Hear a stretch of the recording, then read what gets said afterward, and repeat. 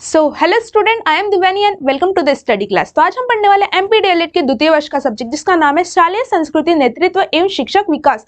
मतलब शालेय की जो संस्कृति होती है उसका नेतृत्व यानी लीडरशिप कैसे की जाती है और टीचर्स लोगों का विकास कैसे होता है, जिसकी इकाई नंबर 1 यूनिट नंबर फर्स्ट है भारतीय शैक्षिक प्रणाली की संरचनाएं एवं प्रक्रियाएं। जो भारत की एजुकेशन जो पॉलिसी होती है या प्रणाली होती है उसकी संरचनाएं और प्रक्रियाएं किस प्रकार होती है, यह इस पार्ट में हम पढ़ेंगे। इस पार्ट में हम क्या क्या पढ़ेंगे? इस पार्ट में हम पीवाईक्यू टाइप क्वेश्चंस पढ़ेंगे और पेपर में आने वाले संभावित क्वेश्चंस पढ़ेंगे कि इस पेपर में कौन कौन से क्वेश्चंस आ सकते हैं, इस यूनिट से कौन कौन से क्वेश्चन पूछे जा सकते हैं पेपर में। तो चलिए पढ़ते हैं इसकी ब्लूप्रिंट को। तो इसकी ब्लूप्रिंट कुछ इस प्रकार है, जिसमें से टोटल 15 मार्क के क्वेश्चंस पूछे जाएंगे। वस्तुनिष्ठ क्वेश्चंस 3 पूछे जाएंगे। 3 मार्क्स का एक क्वेश्चन पूछा जाएगा, 4 मार्क का एक क्वेश्चन और 5 मार्क का एक क्वेश्चन। मतलब ये क्या एक बहुत इंपॉर्टेंट यूनिट है जिसमें से 3 मार्क का, 4 मार्क का और 5 मार्क का क्या पूछे जाएंगे, क्वेश्चंस पूछे जाएंगे। तो बढ़ते हैं हमारे नेक्स्ट टॉपिक की ओर। उससे पहले मैं आपको एक इंपॉर्टेंट बात बताना चाहती हूँ। अगर आप एमपी डीएलएड की, मध्य प्रदेश डीएलएड की 100% तैयारी करना चाहते हो तो आप हमारा कोर्स परचेस कर सकते हैं, जिसमें आपको notes, PYQ type questions with answer, साथ साथ वीडियो लेक्चर भी अवेलेबल किए जाएंगे। तो कोर्स परचेस करना बहुत आसान है। इस वीडियो के डिस्क्रिप्शन में लिंक दी हुई है जहां से आप हमारा ऐप डाउनलोड करके हमारा कोर्स परचेस कर सकते हैं। तो बढ़ते हैं हमारे फर्स्ट क्वेश्चन की ओर, जिसका नाम है भारतीय शैक्षिक प्रणाली की संरचनाएं क्या है। जो इंडियन एजुकेशन पॉलिसी होती है उसकी संरचनाएं किस प्रकार हैं। भारतीय शैक्षिक प्रणाली की वर्तमान संरचनाएं मुख्य रूप से 10+2 प्रणाली को बदलकर एनईपी यानी नेशनल एजुकेशन पॉलिसी 2020 के तहत 5+3+3+4 के ढांचे की ओर बढ़ रही है। हमारी जो भारतीय शिक्षक प्रणाली थी, जो भारतीय शिक्षण प्रणाली थी, वो पहले किस प्रकार की थी? 10+2 की थी। मतलब पहले 10th क्लास तक पढ़ते थे, उसके बाद 2 क्लासेस 11th और 12th, वही समझ लीजिए आप। और उसके बाद 2020 में उसको क्या नेशनल एजुकेशन पॉलिसी के तहत उसको चेंज कर दिया है। कब? 2020 में। किसके तहत? नेशनल एजुकेशन पॉलिसी के तहत 2020 में उसको बदलकर क्या कर दिया गया है? 5+3+3+4 के ढांचे में क्या कर दिया है? उसको चेंज कर दिया गया है। पहले वो प्रणाली किसके फॉर्म में थी? 10+2 के फॉर्म में थी। अब उसको 5+3+3+4 के ढांचे में तैयार कर दिया गया है। यह प्रणाली पूर्व प्राथमिक से लेकर, यह क्या पूर्व प्राथमिक स्तर से लेकर उच्च प्राथमिक स्तर, उच्च माध्यमिक स्तर, उच्च माध्यमिक स्तर तक चलती है। कब? कहां से लेकर? पूर्व प्राथमिक से लेकर उच्च माध्यमिक स्तर तक चलती है। कौन सी प्रणाली? 5+3+3+4, जो कब बनाई गई थी या कब उसका निर्माण हुआ है? एनईपी नेशनल एजुकेशन पॉलिसी के तहत 2020 में। मतलब ये क्या है? एक नई शिक्षा नीति है। जब कब लागू की गई थी? ये 2020 में। जिसके बाद उच्च शिक्षा आती है। उसके बाद क्या आती है? हायर एजुकेशन आता है। उसके बाद हायर एजुकेशन आता है। यह संरचना बुनियादी साक्षरता, यह क्या? बुनियादी साक्षरता, माध्यमिक शिक्षा, माध्यमिक जो मिडिल शिक्षा होती है, एजुकेशन होता है, उसके लिए यूज की जाती है। और व्यवसायिक प्रशिक्षण, जो व्यवसायिक जो बिजनेस का प्रशिक्षण होता है उसके लिए भी क्या की जाती है? ये प्रणाली यूज की जाती है या केंद्रित है। यह क्या है? इस पर केंद्रित है। पहले हमारी जो शिक्षा प्रणाली थी वो किसके फॉर्म में थी? 10+2 के फॉर्म में थी। उसको चेंज करके अब क्या कर दिया गया है? एनईपी मतलब नेशनल एजुकेशन पॉलिसी 2020 के तहत उसे 5+3+3+4 के ढांचे में क्या कर दिया है? चेंज कर दिया है, जो पूर्व प्राथमिक से लेकर उच्च माध्यमिक स्तर तक चलती है। उसके बाद क्या आती है? उच्च शिक्षा आती है, मतलब हायर एजुकेशन आता है।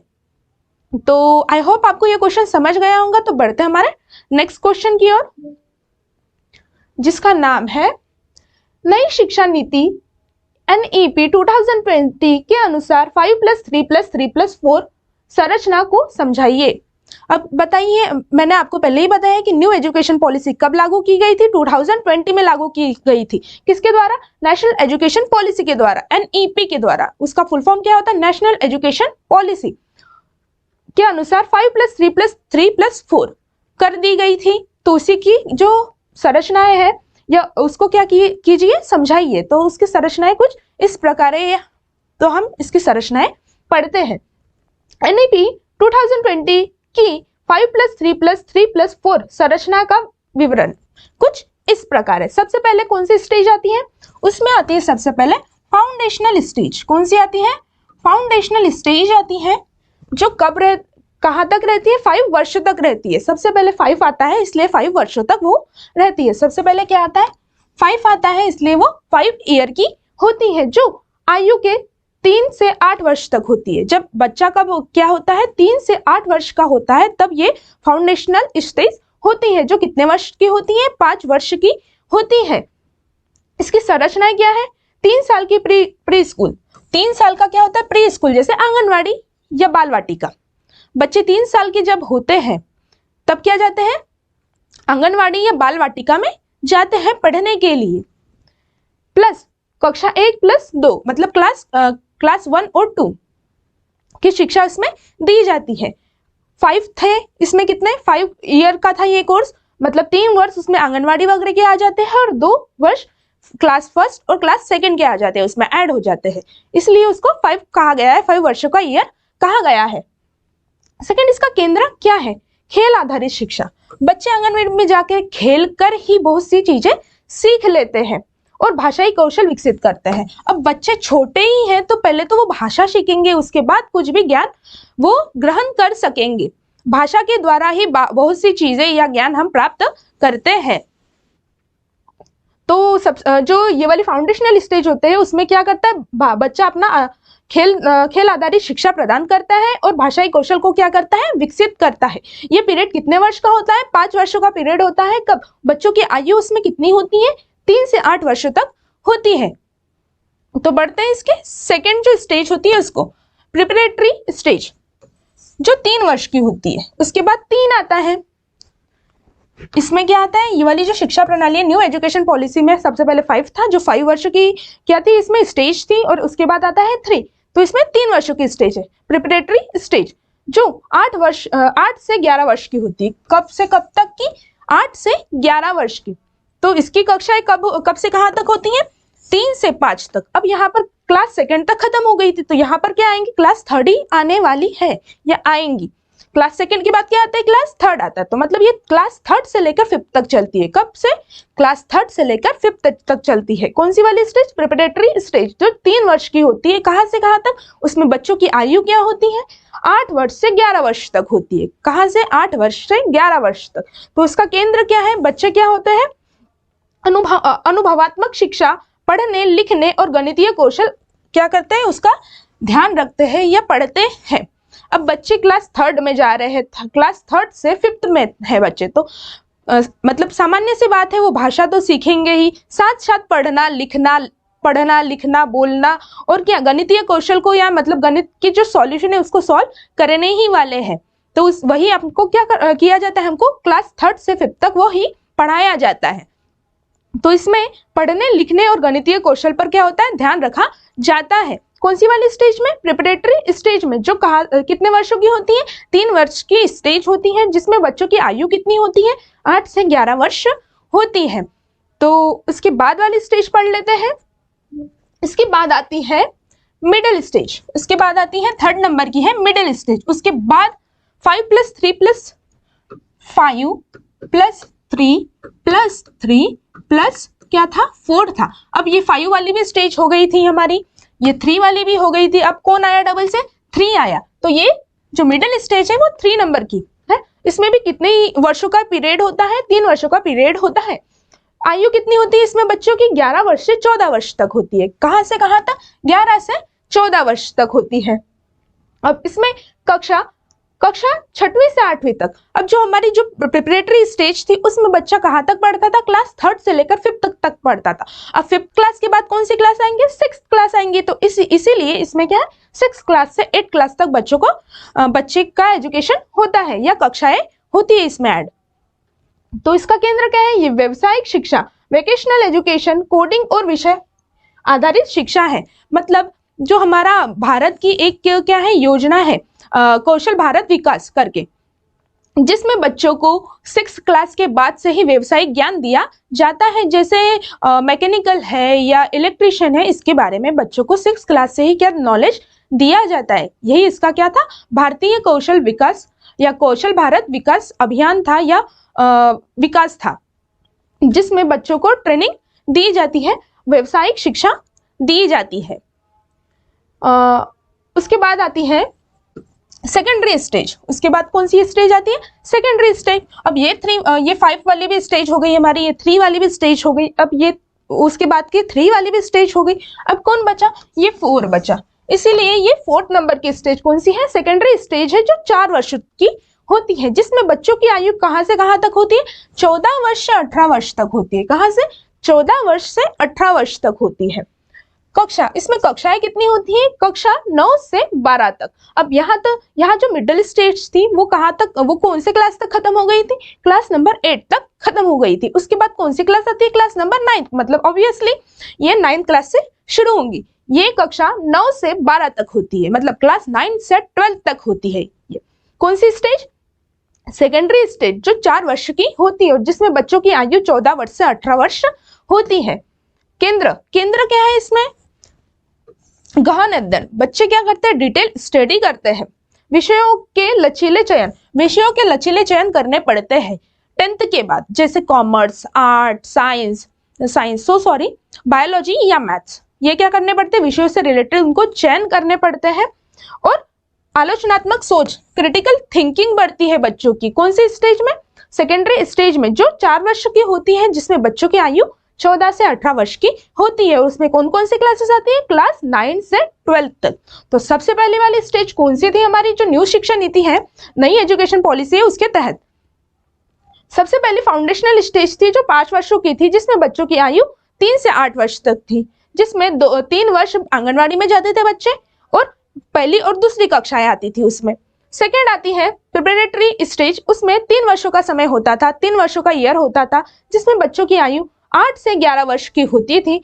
जो कक्षा, मतलब उसमें कौन सी कक्षा को पढ़ाया जाता था या कौन सी कक्षाएं शामिल होती थी, कक्षा 3 से लेकर 5 तक। उसके बाद की स्टेज आती है मिडिल स्टेज। मिडिल स्टेज कितने वर्षों की का होता था, 3 वर्षों का होता था, जिसमें बच्चों की आयु 11 से 14 वर्ष की होती थी, जिसमें कक्षाएं कितनी शामिल होती थी, 6 से लेकर 8 तक की कक्षाएं शामिल होती हैं। और उसके बाद आती है सेकेंडरी स्टेज, जो 4 वर्षों की होती है, जिसमें बच्चों की आयु 14 वर्ष से 18 वर्ष की होती है, जिसमें कक्षा 9वीं से लेकर 12वीं तक बच्चे पढ़ते हैं या कक्षाएं शामिल होती हैं। तो आई होप आपको ये क्वेश्चन समझ गया होगा। और ये क्वेश्चन क्या है, बहुत इंपॉर्टेंट क्वेश्चन है, जो आपके पेपर में पूछा जा सकता है। और यही पेपर में नहीं, क्योंकि डीएलएड के सब्जेक्ट क्या होते हैं, एक दूसरे से रिलेटेड होते हैं, तो हर पेपर में ये क्वेश्चन पूछा जा सकता है आपको। तो आप ये क्वेश्चन बहुत अच्छे से क्या करके जाइए, रीड करके जाइएगा पेपर में। तो बढ़ते हैं हमारे नेक्स्ट क्वेश्चन की ओर, जिसका नाम है केंद्र एवं राज्य शिक्षा बोर्ड की संरचना एवं कार्य क्या है। केंद्र बोर्ड यानी जो केंद्र लेवल पर होती है, और राज्य शिक्षा बोर्ड जो राज्यों के स्तर तक होती है। तो पढ़ते इसकी थ्योरी को, उनकी संरचनाएं क्या है और कार्य क्या है, उसके बारे में भी हम इसमें पढ़ेंगे। तो भारत में शिक्षा बोर्ड केंद्र सीबीएसई या CISCE, केंद्र बोर्ड में कौन सी बोर्ड आती है, सीबीएसई बोर्ड आती है। और राज्य स्तर पर काम करते हैं, और राज्य बोर्ड राज्य स्तर पर काम करेंगे। ऑब्वियसली ये केंद्र लेवल पर काम करती है केंद्र बोर्ड, और राज्य स्तर पर राज्य बोर्ड काम करेंगी, स्टेट बोर्ड काम करेंगी, जिनका मुख्य उद्देश्य पाठ्यक्रम निर्धारित करना है। करिकुलम को क्या करना है, निर्धारित करना है, क्या पाठ्यक्रम है उसका, क्या सिलेबस होना चाहिए बच्चों के लिए पढ़ाई करने के लिए, केंद्र लेवल पर और राज्य लेवल पर। मान्यता देना, किसी भी स्कूल या कॉलेज को क्या देना, मान्यता देना। परीक्षाएं 10वीं और 12वीं की क्या परीक्षाएं आयोजित करना, क्योंकि आपको तो पता ही है कि 10th और 12th क्या होती है, एक बोर्ड होती है, बोर्ड एग्जाम होती है। 10th और 12th में हमारे क्या होती है, बोर्ड एग्जाम होती है, जो कौन कंडक्ट कराता है, सीबीएसई बोर्ड केंद्र लेवल के एग्जाम कंडक्ट कराते हैं, और राज्य बोर्ड स्टेट बोर्ड हमारे स्टेट की बोर्ड कंडक्ट कराते हैं 10th और 12th की। केंद्रीय बोर्ड सीबीएसई एनसीईआरटी पाठ्यक्रम, केंद्रीय बोर्ड सीबीएसई कौन सा पाठ्यक्रम फॉलो करती है, एनसीईआरटी फॉलो करती है। और राष्ट्रीय एकरूपता पर ध्यान केंद्रित करते हैं। और राष्ट्रीय एकरूपता मतलब सबको समान, एकरूपता यानी समान, ऑल इंडिया के लिए क्या समान एजुकेशन फॉलो करती है एनसीईआरटी बोर्ड, सीबीएसई बोर्ड। जो कौन कंडक्ट कराती है? एनसीईआरटी बोलती केंद्रीय बोर्ड कराती है। जो कंडक्ट हमारी एग्जाम है वो कौन कंडक्ट कराती है? सीबीएसई कराती है या केंद्र बोर्ड कराती है। जबकि राज्य बोर्ड क्षेत्र भाषा, जबकि राज्य बोर्ड हमारी क्षेत्र भाषा, संस्कृति एवं सुलभ शिक्षा को प्राथमिकता देते हैं। अब जो राज्य बोर्ड होती है वो राज्य की जो क्षेत्रीय भाषा होती है उस पर क्या देती है? ज्यादा जोर देती है। वो राज्य लेवल की होती है। केंद्र लेवल की पूरी ऑल इंडिया के बारे में वो सोचेंगे, और जो राज्य लेवल होती है वो खुद अपने राज्य के ही बारे में वो लोग कंडक्ट कराएंगे एग्जाम वगैरह। तो पढ़ते इसके सबसे पहले क्या है? केंद्रीय शिक्षा बोर्ड है, सेंट्रल एजुकेशन बोर्ड आती है सबसे पहले। जो हमारे क्या ऑल इंडिया के जो एजुकेशन है उसको क्या करती है? कंडक्ट कराती है, या ऑल इंडिया में जो सिलेबस होता है या पाठ्यक्रम होता है उसको निर्धारित करती है। कौन सी बोर्ड? सीबीएसई बोर्ड, जो सभी के लिए क्या होती है? समान होती है ऑल इंडिया में। संरचना क्या है इसकी? भारत सरकार के शिक्षा मंत्रालय के अंतर्गत कार्य करते हैं। ये क्या करते हैं? भारत सरकार के शिक्षा मंत्रालय के अंतर्गत क्या करते हैं? काम करते हैं सेंट्रल बोर्ड। इसमें एक अध्यक्ष, इसमें क्या होता है? एक अध्यक्ष, शासकीय और विभिन्न समितियों के सदस्य शामिल होते हैं। कौन से बोर्ड में? केंद्रीय शिक्षा बोर्ड में, सेंट्रल एजुकेशन बोर्ड में के तहत भारत सरकार की शिक्षा मंत्रालय के अंतर्गत यह क्या करते हैं? काम करते हैं। सेकंड, मुख्य कार्य इसके किस प्रकार है? मुख्य कार्य ये क्या करते हैं? तो सबसे पहला है एनसीईआरटी के अनुरूप 1 से 12वीं तक के राष्ट्रीय पाठ्यक्रम ढांचा लागू करना। मैंने आपको स्टार्टिंग में ही कहा था कि सीबीएसई बोर्ड कौन सा जो बोर्ड है या बुक है उसको फॉलो करती है। एनसीईआरटी बोर्ड को क्या, एनसीईआरटी को क्या करती है? फॉलो करती है। क्लास 1 से लेकर 12th तक के राष्ट्रीय पाठ्यक्रम का ढांचा लागू करती है। कौन सी? केंद्र बोर्ड। सेकंड है केंद्रीय विद्यालय, नवोदय विद्यालय एवं निजी को क्या देती है? मान्यता देती है। केंद्र लेवल की जो विद्यालय होती है और नवोदय विद्यालय होता है, निजी जो प्राइवेट स्कूल होती है उसको क्या देते हैं? मान्यता देती है। कौन सी बोर्ड? Central board. उसके बाद आता है पूरे देश में शिक्षा गुणवत्ता एक रूपता सुनिश्चित करती है। ऑल इंडिया के लिए समान एजुकेशन क्या करती है? सुनिश्चित करती है। CBSE board, central board. तो उसके बाद पढ़ते हैं हम राज्य के जो बोर्ड होती है उसके बारे में। राज्य बोर्ड, स्टेट एजुकेशन बोर्ड के द्वारा UP board, Bihar board, Maharashtra board या एमपी बोर्ड आते हैं, क्योंकि ये क्या है? राज्य है। राज्य स्तर पर राज्यों की बोर्ड क्या करते हैं? वो निर्धारित या उसको लागू करते हैं या कंडक्ट कराते हैं 10th और 12th की बोर्ड। उसकी संरचनाएं कुछ इस प्रकार है। संबंधित राज्य सरकार के शिक्षा विभाग SCERT, संबंधित राज्य सरकार के शिक्षा विभाग SCERT के अंतर्गत आती है। ये क्या? स्टेट बोर्ड के अंतर्गत आती है। स्टेट की बात कर रहे हैं तो स्टेट बोर्ड के अंदर में तो ये आने ही वाली है, जिसमें शिक्षा सचिव, जिसमें क्या? शिक्षा सचिव, निदेशक और क्षेत्रीय अधिकारी शामिल होते हैं। तो ये क्या है? किसके बारे में है? ये राज्य शिक्षा बोर्ड के बारे में है। जो कौन कंडक्ट कराती है? SCERT कराती है। और ये है ना, ये इंपॉर्टेंट क्या है? फुल फॉर्म से जो आपके पेपर में पूछे जाते हैं। NCERT का फुल फॉर्म क्या होता है? National council of education research and training. ये किसका फुल फॉर्म है? एनसीईआरटी का फुल फॉर्म है। और SCERT का फुल फॉर्म है state council of educational research and training. ये आपके एग्जाम में इसके फुल फॉर्म पूछे जाते हैं, तो आप ध्यान से ये जो फुल फॉर्म है उसको याद करके जाइएगा आपके पेपर में। ये आपको 1 मार्क के क्वेश्चन में ये फुल फॉर्म पूछे जाते हैं कि एनसीईआरटी का फुल फॉर्म क्या है, सीबीएसई का फुल फॉर्म क्या है, ये सब फुल फॉर्म आपसे पूछते हैं। तो आप ये क्या चाहिए? ये फुल फॉर्म अच्छे से याद करके पेपर देने जाइएगा।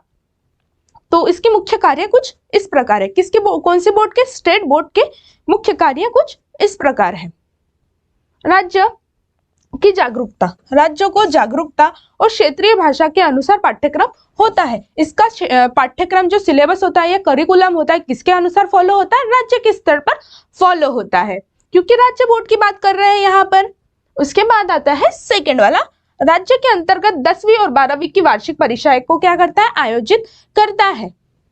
राज्य स्तर पर और केंद्र स्तर पर कौन सा बोर्ड कराता है? केंद्र बोर्ड कराता है। 10th और 12th की जो परीक्षाएं आयोजित केंद्र बोर्ड कराता है, और राज्य स्तर पर राज्य बोर्ड कराती है, स्टेट बोर्ड कराती है। उसके बाद है निजी और सरकारी स्कूलों को प्रबंध करना। निजी या प्राइवेट और सरकारी स्कूलों को क्या करना? प्रबंधन करती है। कौन सी? State board. केंद्र बोर्ड केंद्र लेवल पर यूज होती है या कराई जाती है, और ये राज्य बोर्ड राज्य लेवल पर कराई जाती है, जो 10th और 12th की क्या करते हैं? परीक्षाएं आयोजित करती है। आई होप आपको ये क्वेश्चन समझ गया होगा। तो बढ़ते हैं हमारे नेक्स्ट क्वेश्चन की ओर, और याद रखिएगा ये क्वेश्चन भी बहुत इंपॉर्टेंट है, जो आपके पेपर में पूछा जा सकता है। तो बढ़ते हैं हमारे नेक्स्ट क्वेश्चन की ओर, जिसका नाम है शिक्षा का अधिकार अधिनियम 2009 की प्रमुख विशेषताएं बताइए। शिक्षा का अधिनियम 2009, ये क्या है? एक बहुत इंपॉर्टेंट क्वेश्चन है, जो आपके डीएलएड के ही पेपर में नहीं बल्कि एमपीटेट और सीटेट के पेपर में भी पूछा जाता है कि आरटीई एक्ट 2009 क्या था, और इसमें क्या मुख्य जो एम था इस एक्ट का वो क्या है।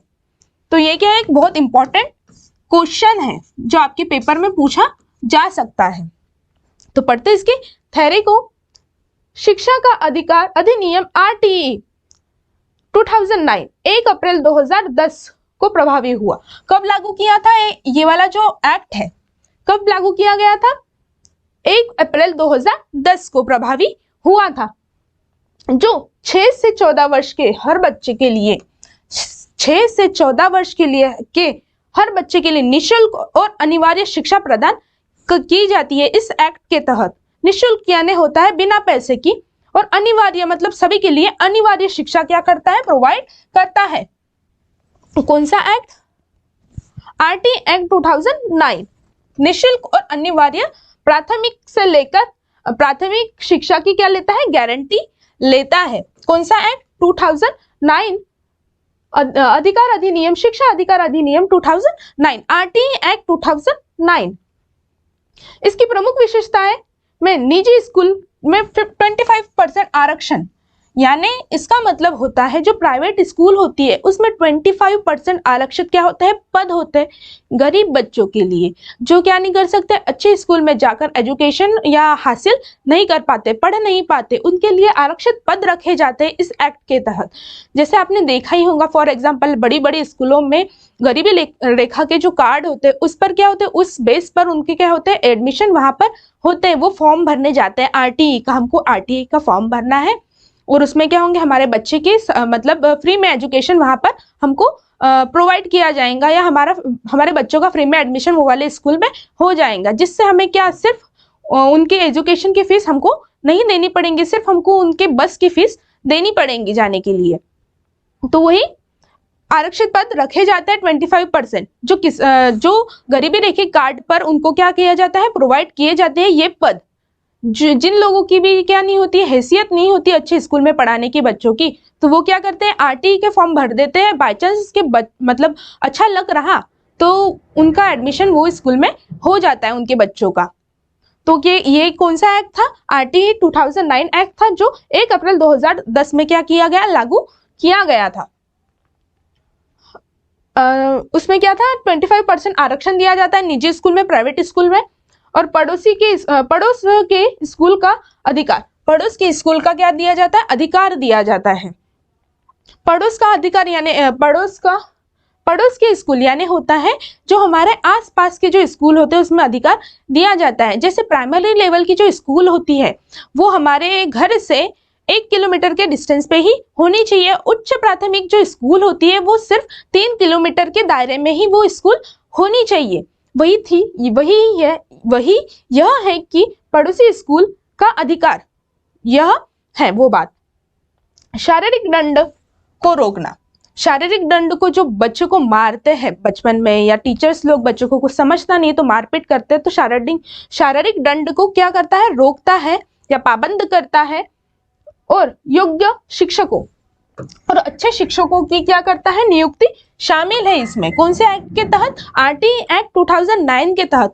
यह जो एक्ट है इसका मुख्य उद्देश्य क्या था, निशुल्क और अनिवार्य शिक्षा। कब से कब तक, 6 वर्ष से 14 वर्ष तक निशुल्क और अनिवार्य शिक्षा, जिसमें क्या होता है, बच्चों को निशुल्क शिक्षा दी जाती है, पैसे नहीं लगते हैं। और प्राइवेट स्कूल में 25% आरक्षण दिया जाता है।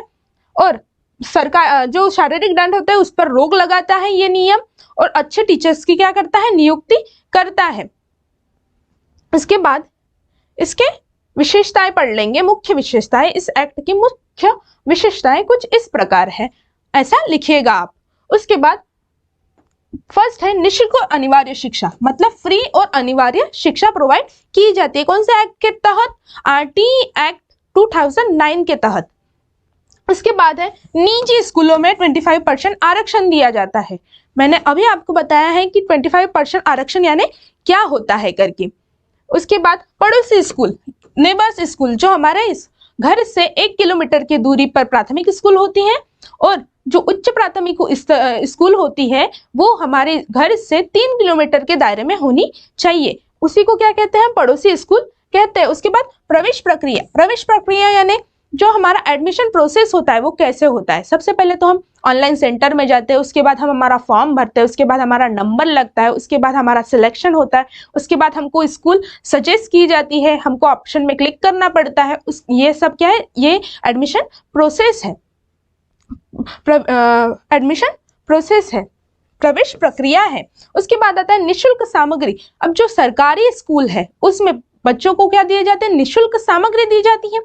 पढ़ने के लिए बुक्स फ्री होती है, खाना फ्री होता है, और घर भी मतलब जो स्कूल होती है वो भी क्या होती है, घर से पास में ही होती है, इसलिए उनको क्या दी जाती है, निशुल्क सामग्री दी जाती है। यहाँ तक कि कपड़े लत्ते के लिए भी क्या उनके बैंक में क्या आता है, पैसे आते हैं। यही क्या था, आरटीई एक्ट 2000 की मुख्य विशेषताएं थी कुछ इस प्रकार। सबसे पहले कौन सी थी ये, निशुल्क और अनिवार्य शिक्षा। उसके बाद की जो इंपॉर्टेंट जो मुख्य विशेषताएं है कुछ इस प्रकार है। निजी स्कूल में 25% क्या दिया जाता है, आरक्षण दिया जाता है। उसके बाद पड़ोसी स्कूल होती है, उसके बाद प्रवेश प्रक्रिया, उसके बाद निशुल्क सामग्री दी जाती है। यह क्या है, बहुत इंपॉर्टेंट पॉइंट है। तो आप डायरेक्टली ऐसे के ऐसे ही पॉइंट लिख लोगे क्या पेपर में, नहीं कि हमारे मैम ने ऐसा लिखा था तो हम भी ऐसे ही लिखते हैं, नहीं, ऐसा नहीं करना है आपको। सबसे पहले इसकी मुख्य विशेषताएं कुछ इस प्रकार है, ऐसे लिख लेना। उसके बाद फर्स्ट नंबर का पॉइंट डालना, निःशुल्क और अनिवार्य शिक्षा, उसमें 2-3 लाइन लिख लेना।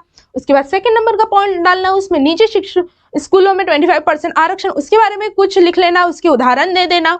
उसके बाद सेम वही प्रोसेस आपको क्या करनी है, फॉलो करनी है इस पॉइंट में, जिससे आपको बहुत अच्छे मार्क इस जो आरटीई एक्ट या कोई कौन से भी क्वेश्चन आंसर में आपको अच्छे मार्क मिल सकते हैं।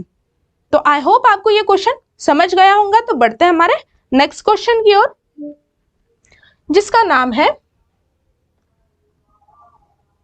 प्रबंधन से क्या आशय है। प्रबंधन यानी होता है मैनेजमेंट से क्या आशय है। तो पढ़ते इसकी थ्योरी को।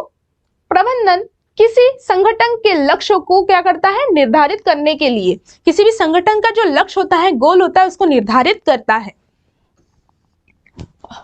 और उन्हें प्रभावी ढंग से प्राप्त करने के लिए उपलब्ध संसाधन, प्रभावी रूप से क्या करने के लिए, प्राप्त करने के लिए, हासिल करने के लिए उपलब्ध क्या करता है, संसाधन उपलब्ध कराता है। मानव वित्तीय भौतिक निजी भौतिक मानव वित्तीय भौतिक का नियोजन, संगठन, निर्देशन के नियंत्रण करने की एक क्या है, निरंतर प्रक्रिया है, जो क्या करती है, मानव के वित्तीय और भौतिक नियोजन के संगठन यानी एक साथ जोड़े रखती है और निर्देश और नियंत्रण के लिए क्या की जाती है, उपयोग किए जाती है। और यह क्या है, एक निरंतर प्रक्रिया है। यह कार्यों को सही तरीके से ही नहीं बल्कि कुशलता पूर्वक कम लागत में पूरा करने की कला है। जो मैनेजमेंट होता है वो क्या करता है, कोई भी कार्यों को कम लागत मतलब कम पैसे में क्या करता है, सफलतापूर्वक वो कार्यों को क्या कर लेता है, पूर्ण करने की क्या होती है, एक प्रोसेस होती है। तो पढ़ते हैं इसके प्रबंधन का विस्तृत अर्थ और मुख्य बिंदु कुछ इस प्रकार है। जैसे आता है मूलभूत कार्य, क्या होता है मैनेजमेंट यानी क्या होता है, उसके मूलभूत कार्य क्या होते हैं। प्रबंधन के अंतर्गत मुख्य कार्यों में योजना बनाना, सबसे पहले क्या आता है, योजना बनाना, प्लानिंग करना, किसी भी जो टॉपिक होगा या कौन सा बिजनेस होगा उसकी हम प्लानिंग करते हैं। सबसे पहले क्या करते हैं, हम प्लानिंग करते हैं, उसके बाद आयोजना करते हैं, ऑर्गेनाइजेशन करते हैं, ऑर्गेनाइज करते हैं उसको, उसके बाद डायरेक्टिंग करते हैं, उसको निर्देश देते हैं, डायरेक्शन देते हैं, डायरेक्टिंग करते हैं, और नियंत्रण कंट्रोलिंग करते हैं। कंट्रोलिंग भी क्या होता है इसमें शामिल होता है बिजनेस में। सबसे पहले क्या करते हैं, हम प्लानिंग करते हैं, उसके बाद ऑर्गेनाइजेशन करते हैं, उसके बाद डायरेक्टिंग करते हैं, उसके बाद क्या करते हैं, कंट्रोल करते हैं। तो यही क्या थे, इसके मूलभूत कार्य थे, किसके, प्रबंधन के, मैनेजमेंट के। उसके बाद आता है उद्देश्य क्या है, मैनेजमेंट का क्या है उद्देश्य, क्या है, क्या हो सकता है उसका उद्देश्य, कम लागत में क्या होता है, सफलतापूर्वक कार्य किया जाता है, उसी को क्या करते हैं, मैनेजमेंट हम कहते हैं। तो पढ़ते हैं इसके उद्देश्य को। इसका मुख्य उद्देश्य, व्यवसायिक उद्देश्य मतलब बिजनेस लेवल के क्या गोल्स, बिजनेस में क्या गोल्स होते हैं, वो होता है उसका प्रॉफिट और विकास, लाभ और विकास, डेवलपमेंट, प्रॉफिट एंड डेवलपमेंट, सामाजिक उत्तरदायित्व, समाज के उत्तरदायित्व, और कर्मचारियों की संतुष्टि को प्राप्त करना। कर्मचारी अगर खुश रहेंगे तो हमारा बिजनेस भी क्या होगा, अच्छा खासा ग्रो करेगा। तो कर्मचारियों को भी क्या करना पड़ेगा, संतुष्ट करना पड़ेगा। उसके बाद का है क्रियाएं, प्रक्रियाएं किस प्रकार है, इसकी क्या प्रोसेस है। यह केवल आदेश देना ही नहीं, यह क्या जो प्रबंधन होता है, मैनेजमेंट होता है, वो क्या आदेश देना ही नहीं बल्कि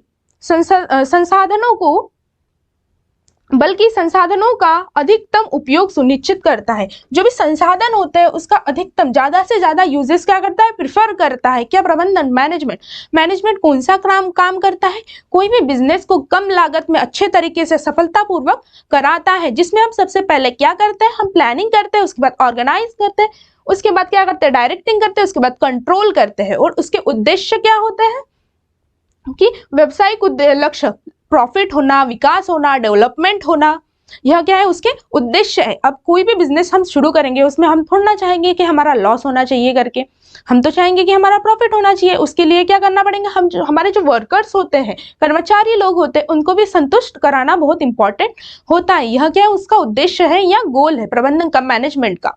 उसके बाद प्रक्रियाएं क्या है, यह क्या आदेश देना ही नहीं बल्कि संसाधनों का क्या संसाधनों का अधिकतम मतलब ज्यादा से ज्यादा क्या करना चाहिए, यूज करना भी हमें सिखाता है। कौन, प्रबंधन, मैनेजमेंट। तो आई होप आपको ये क्वेश्चन भी समझ गया होगा। और ये क्या है, एक प्रीवियस ईयर क्वेश्चन है, एक पीवाईक्यू क्वेश्चन है जो आपके पेपर में, डीएलएड के पेपर में पूछा गया था। तो आप इसे भी बहुत अच्छे से क्या करके जाइएगा, रीड करके जाइएगा। तो आई होप आपको ये क्वेश्चन समझ गया होगा। अगर आपको ऐसे ही वीडियो लेक्चर और ऐसे ही नोट्स चाहिए तो आप हमारा कोर्स जरूर परचेस कर सकते हैं।